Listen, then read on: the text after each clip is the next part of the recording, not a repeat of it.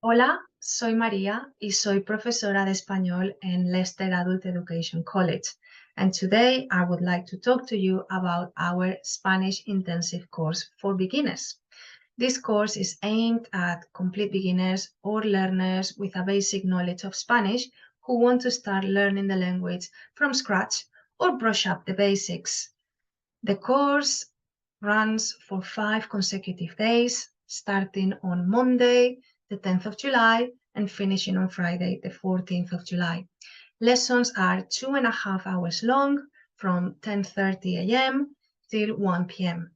And they are lots of fun, very interactive, and using a collaborative approach so that learners can use the language in a practical way, in a relevant way, to feel comfortable and confident doing so.